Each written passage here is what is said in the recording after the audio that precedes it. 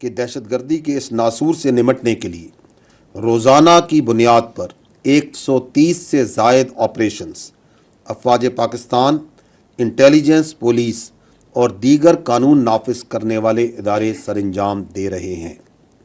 سال 2024 کے گزشتہ 8 ماہ میں کاؤنٹر ٹیررزم کے آپریشنز کے دوران 193 بہادر افسران اور جوانان نے جام شہادت نوش کیا۔ پوری قوم ان بہادر سپوتوں اور ان کے لواحقین کو خراج تحسین پیش کرتی ہے۔ فتنہ خوارج اور دہشت گردی کے خلاف جنگ آخری خارجی اور دہشت گرد کے خاتمے تک جاری رہے گی انشاءاللہ۔ یہاں میں آپ کو انسداد دہشت گردی کے حوالے سے سیکیورٹی فورسز کی جانب سے کیے جانے والے ایک اہم اور کامیاب آپریشن کی تفصیلات سے آگاہ کرنا ضروری سمجھتا ہوں۔ 20 اگست 2024 سے وادی تیرہ میں فتنہ الخوارج اور نام نہاد کالعدم تنظیم لشکر اسلام اور جماعت الاحرار کے خلاف کامیاب انٹیلیجنس بیسڈ آپریشنز کیے گئے۔ یہ انٹیلیجنس بیسڈ آپریشنز ٹھوس شواہد اور درست معلومات پر مبنی تھے، جس کے نتیجے میں فتنہ الخوارج کو بڑا دھچکا لگا۔ ان انٹیلیجنس بیسڈ آپریشنز میں سیکیورٹی فورسز نے اب تک 37 خوارج کو جہنم واصل کیا، جبکہ 14 خوارج زخمی ہوئے۔ جہنم واصل ہونے والوں میں انتہائی مطلوب خارجی لیڈر ابو ذر عرف صدام بھی شامل تھا۔ ان انٹیلیجنس بیسڈ آپریشنز کے دوران ہمارے 4 بہادر جوانوں نے انتہائی دلیری سے لڑتے ہوئے جام شہادت نوش کیا۔ اسی طرح کے انٹیلیجنس بیسڈ آپریشن سے دہشت گردی کی لعنت کو ختم کرنے کے لیے سیکیورٹی فورسز کی بہادری اور عزم کا منہ بولتا ثبوت ہے۔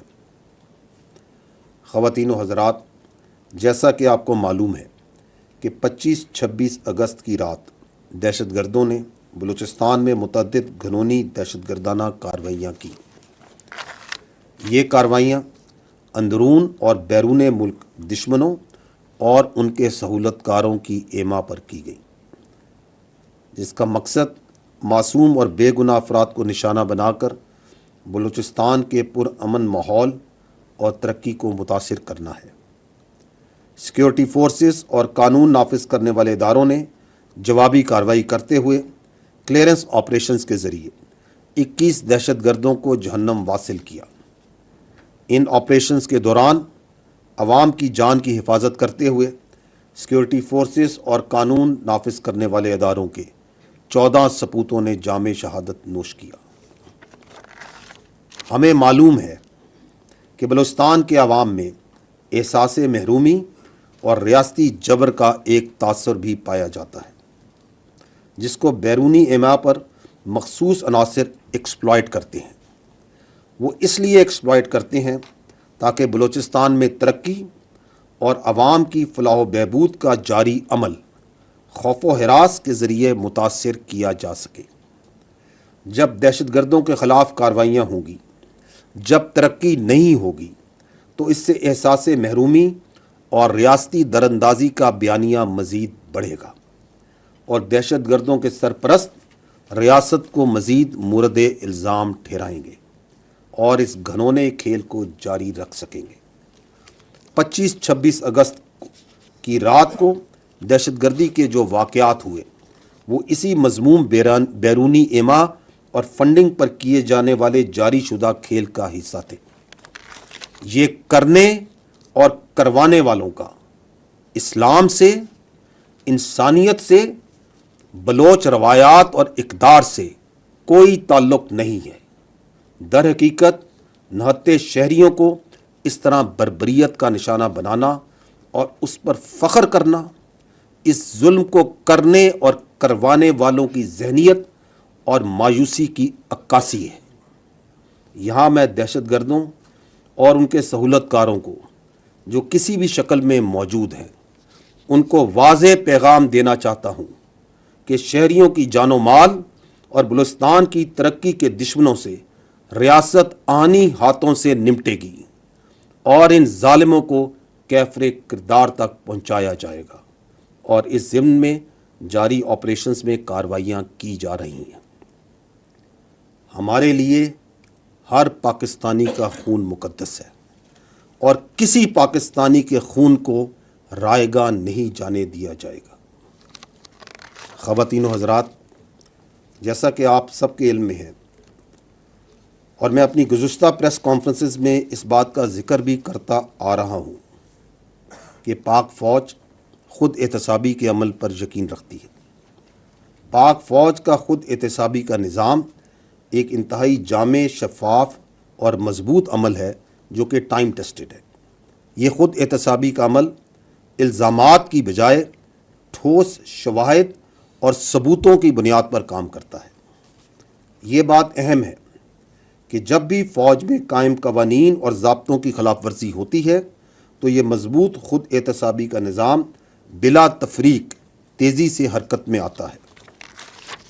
12 اگست 2024 کو ISPR کی جانب سے جاری کردہ اعلامیے میں لیفٹیننٹ جنرل ریٹائرڈ فیض حمید کے خلاف کورٹ مارشل کی کارروائی کے حوالے سے بتایا گیا تھا۔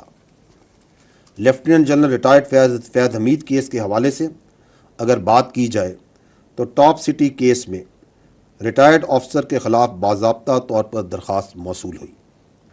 پاک فوج کے نظام احتساب پر مکمل اعتماد رکھتے ہوئے یہ معاملہ منسٹری آف ڈیفنس کے ذریعے پاکستان فوج کو بھجوایا گیا۔ اپریل 2024 میں پاک فوج کی طرف سے ایک اعلیٰ سطح کی کورٹ آف انکوائری کا حکم دیا گیا تاکہ اس کیس کی مکمل تحقیقات کی جا سکیں۔